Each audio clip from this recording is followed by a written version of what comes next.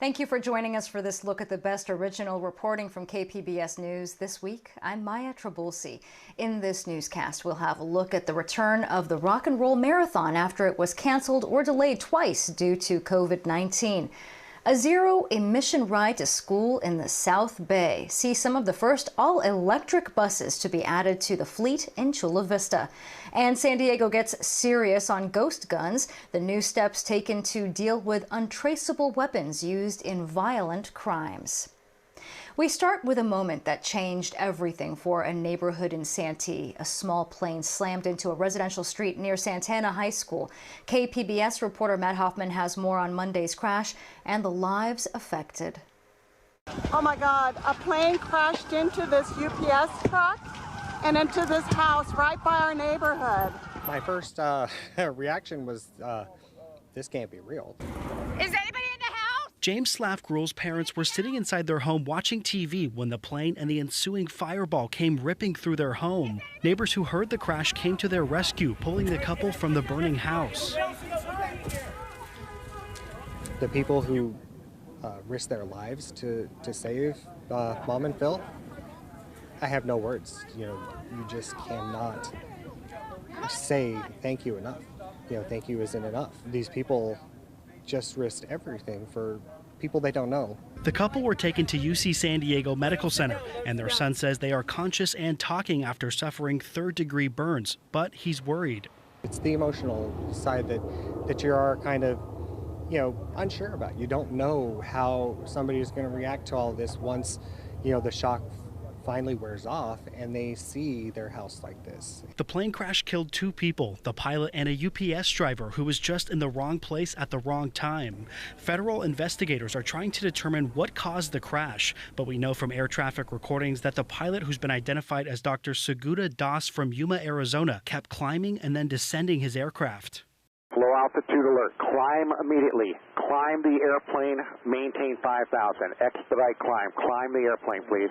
Then there was the impact, which neighbors described as a loud boom followed by shaking. I was able to see my house from the backside, and that's when I knew right away that it was a total loss. Obviously, it was pretty traumatic. Cody and Courtney Campbell live in the second house that was completely destroyed.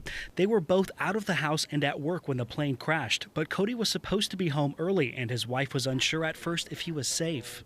Just by chance, Cody's mom picked up their 15-year-old dog that morning, likely saving its life. The couple were just married in May and moved in here a few days later. Sometimes working from home, they know this could have had a much different ending.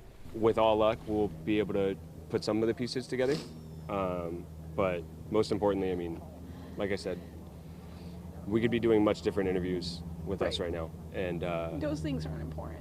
Yeah. To get them back would be amazing, but in the end, this is all that matters. Yeah. The Campbells and others impacted by this tragedy say they are so grateful for the community support as they work through the process of rebuilding their lives. We hear you all, and we're super thankful. Matt Hoffman, KPBS News. More progress when it comes to the COVID-19 situation. On Friday, an FDA panel voted to recommend booster shots for the single-dose Johnson & Johnson vaccine. Locally, vaccinations just cleared another milestone. 80% of those eligible are now fully vaccinated, according to county data. That's more than 2 million people. Daily new infections continue to trend downward to a few hundred per day. That's about less than half from the recent Delta surge peak at the end of August. And that progress is a big reason why some of the COVID-era travel restrictions at the border will soon come to an end. The Biden administration says it will all start November 8th, a date many will be circling on their calendars. Alexandra Runhel explains why this is a long time coming for those whose jobs and lifestyles rely on that access. After more than a year of families being separated by border restrictions, the U.S. is finally opening the doors to non-essential travel, but only for those who are fully vaccinated. Fully vaccinated visitors from Canada and Mexico will be welcome in the U.S. starting in early November. Restrictions for non-essential travel had originally been placed in March of 2020. Jason Wells with the San Isidro Chamber of Commerce says his first thoughts were elation initially, right? It's been 19 months. He says businesses will never recuperate what they lost, but they'll be able to get their lives back on track. To get our binational lives back to being binational lives, and what that is, every interaction between seeing your grandparents, between crossing on your lunch break to grab a taco, crossing here to do your banking, what have you. We need to get back to that. We spoke to cross-border citizens who were happy to hear about the news. Pues que va a volver el trabajo, porque yo trabajo aquí en San Isidro. Gloria Cabreras says she's hoping more tourism from people means more hours at work. She works at a restaurant in San Isidro, and business is not like before. But she has one reservation. Sí, las filas están de 2-3 horas. She says pedestrian crossing times are 2 to 3 hours. She fears she'll be stuck waiting in line even more now. Wells says wait times are a huge concern for border crossers, but he's hoping U.S. Customs and Border Protection will increase personnel to alleviate the burden. Now we're trying to figure out what exactly that date will be, how the verification of vaccinations is going to work. Wednesday morning, Mayor Todd Gloria thanked those involved with the binational effort to lift restrictions. I want to thank Secretary Mayorkas, who has been in regular communication with my administration since December on this particular issue. Alexandra Rangel, KPBS News. Our content at the border goes far beyond news and politics. We also dive into cross-border living and culture with the Port of Entry podcast. A brand new season just launched. Find it in the podcasts section at kpbs.org and all major podcast platforms. In cities across the country, the easing of the pandemic brought a spike in gun violence. Locally, the city and county are taking steps to reduce the number of untraceable guns, also known as ghost guns. Melissa May tells us how San Diego is ahead of the curve on this issue. There has been a 169% increase of ghost guns in the city of San Diego this year. In September, Mayor Todd Gloria signed an ordinance officially banning ghost guns in the city. San Diego Councilmember Marnie Von Wilpert authored the legislation. We took action as the city of San Diego to become the first in the state of California to ban the sale of unserialized, non-traceable ghost guns and the parts to make ghost guns.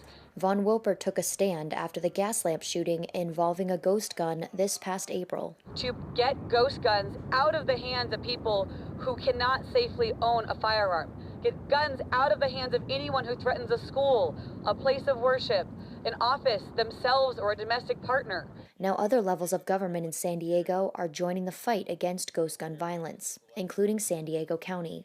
We are all heartbroken by the constant drumbeat of mass shootings. Ghost guns have only made that drumbeat grow louder, silencing the voices of too many victims. But instead of becoming numb, we are taking action. Supervisor Tara Lawson-Remer, along with the other supervisors, will vote on October 19th to create an ordinance to prohibit untraceable ghost guns being distributed or created in San Diego County, strengthen safe storage standards, and prohibit 3D printing of unserialized firearms or gun parts. Von Wilpert says the city is going beyond the state's ghost gun law that goes into effect on July 1st, 2022. Or any other retailer wants to sell in the city and soon to be the county of San Diego, they have to follow the law.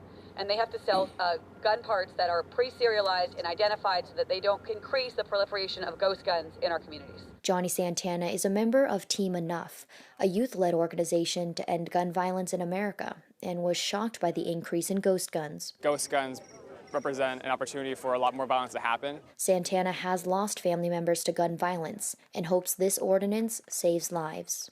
There's a lot of violence that could happen from this, and a lot of times people wait for a huge and violent act to occur, but this is something that we can now move a step forward before that occurs. If the policy passes among the Board of Supervisors, staff will bring back options for community-based gun violence reduction and disruption programs. Melissa May, KPBS News. Opening a business just before the pandemic would have been bad timing for many, but not for those whose product is marijuana. Tanya Thorne tells us how a boost in sales is helping one North County city pay for projects that will help the greater community. Flora Verde Dispensary was the first legally licensed medical marijuana dispensary in Vista. The dispensary was getting established just before the pandemic hit.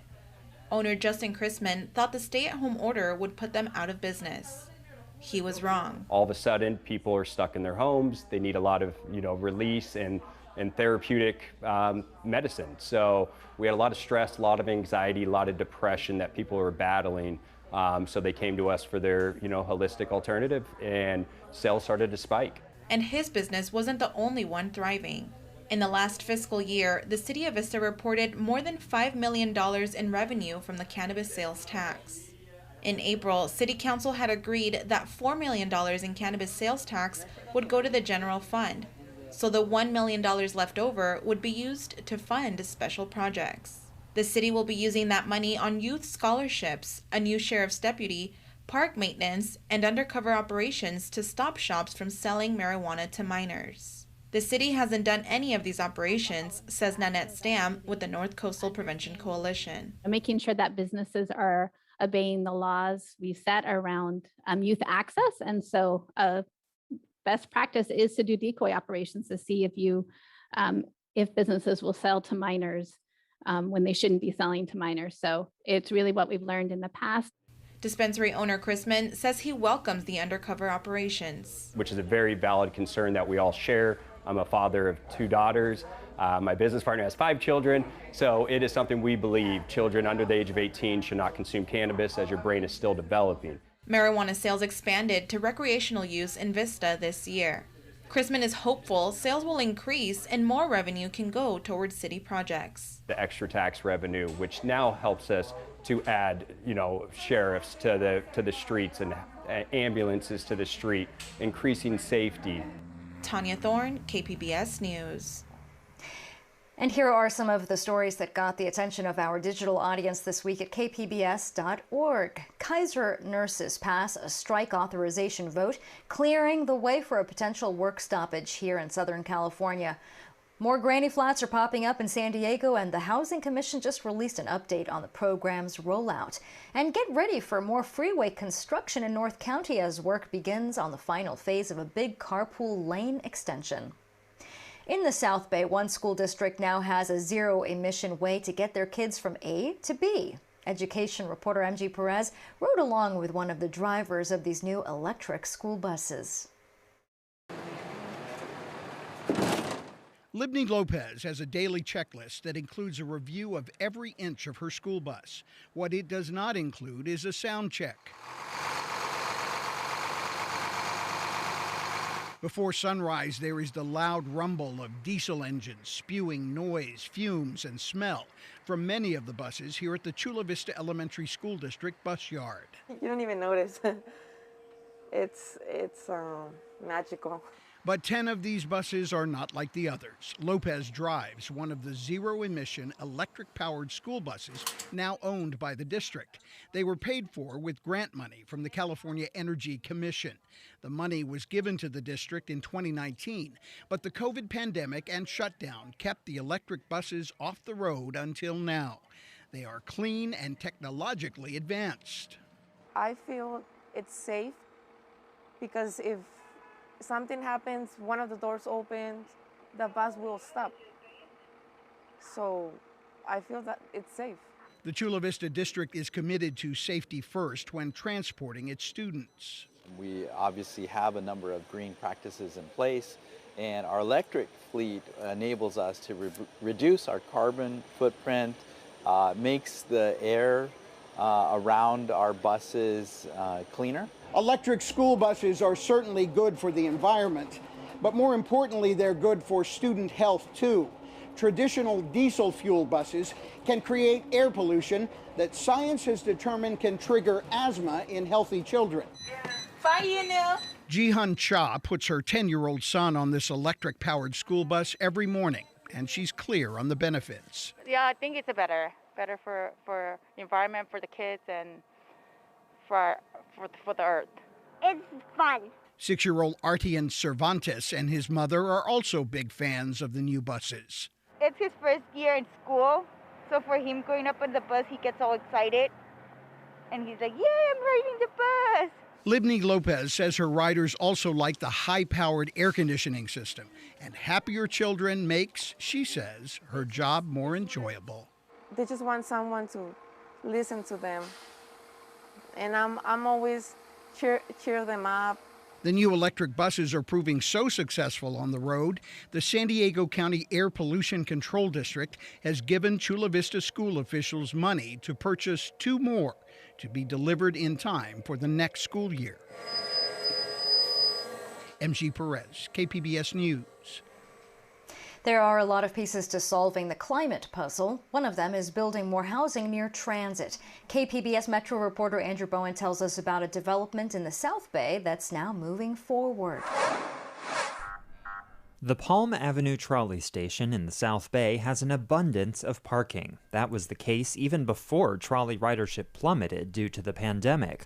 Now a team of developers has the all-clear from the Metropolitan Transit System to build 390 apartments here. They'll be affordable to low- and middle-income households. Last month, MTS board members put off a vote on the project over concerns about the loss of parking, but advocates told the board that concern was misguided. The best way of increasing transit ridership and meeting our climate goals is with infill development. It's not with parking. The more parking that MTS requires, the less housing it's going to be able to build. And the other goal of meeting our housing affordability crisis is also not served by building more parking. MTS staff are now planning a study on how to accommodate park and ride trolley passengers while also reducing the demand for parking. That could include better access to stations via bus, biking, and walking.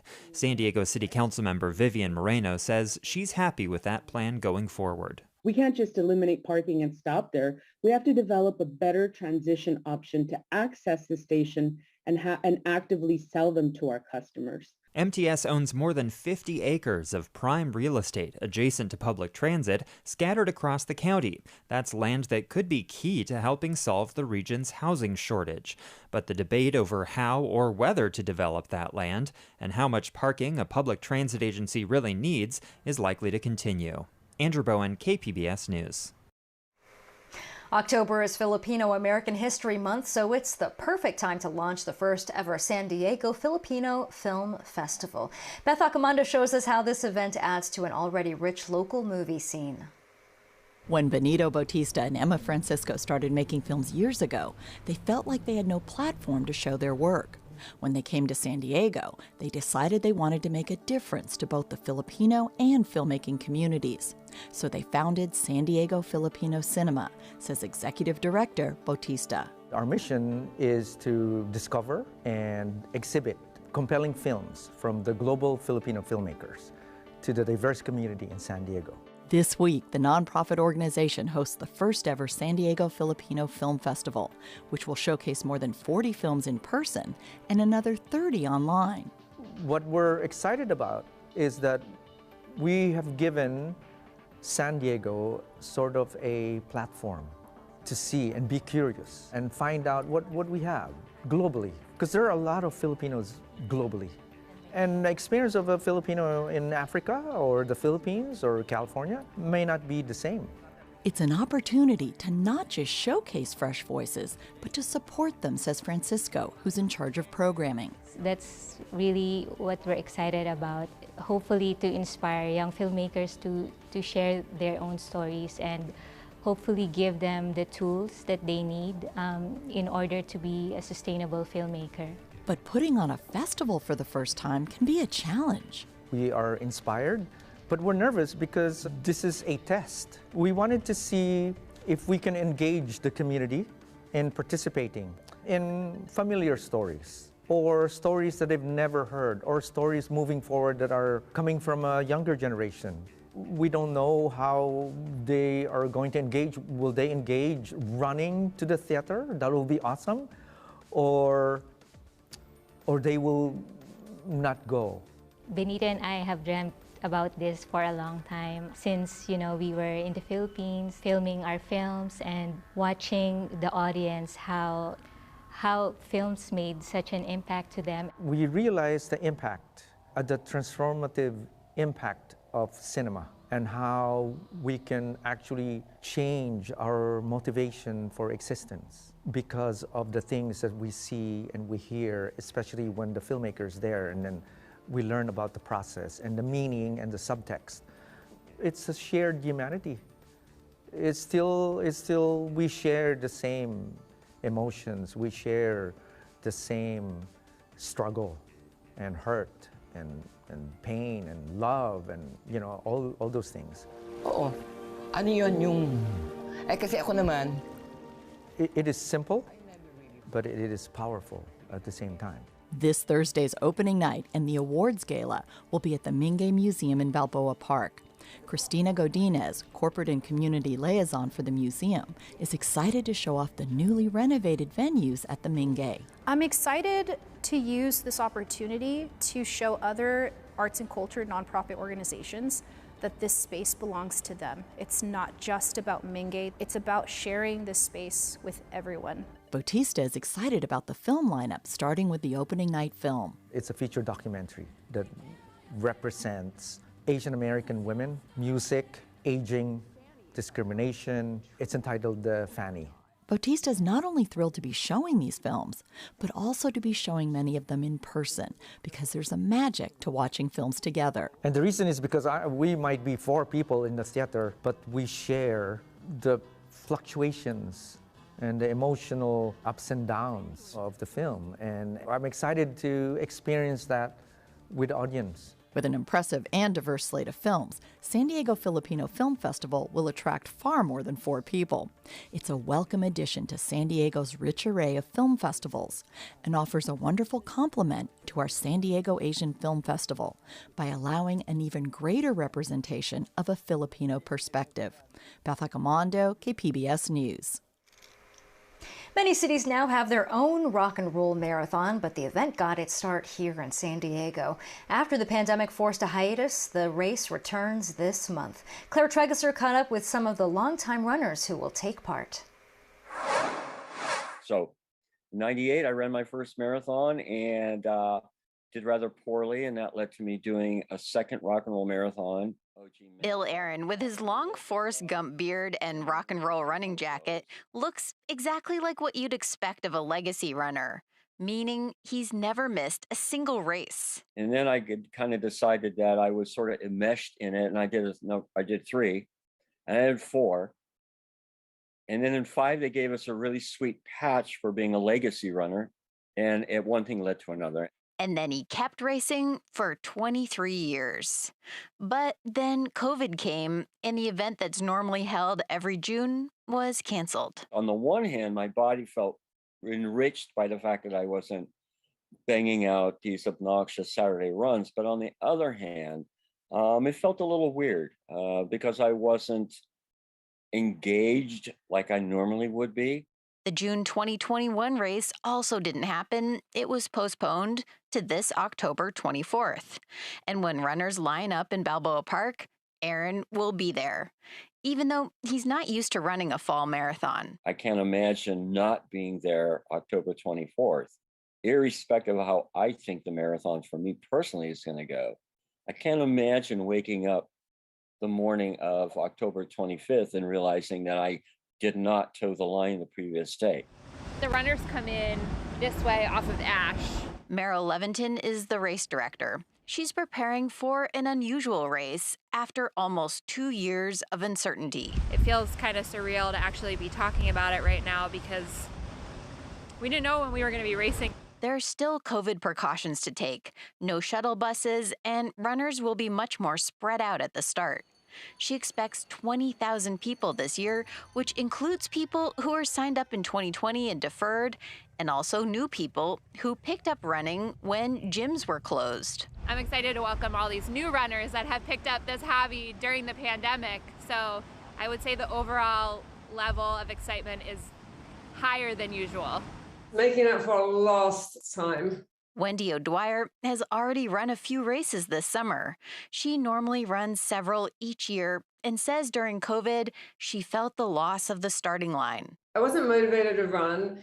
And then when for some reason, they closed off Balboa Park for runners and walkers, which I thought was kind of weird.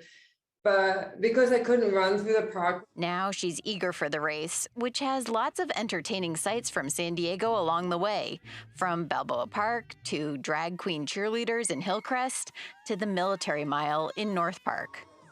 As for Aaron, the legacy runner, he's determined to toe the line, even if he feels a little nervous about being in a big crowd. I tell my athletes not to get those kind of things stuck in their head because it has a tendency to overwhelm all the psychological adaptations that take place when you're training for a race like this. He says he'll likely wear a mask at the starting line and then take it off as the crowd thins and runners spread out along the course. Claire Tregesser, KPBS News.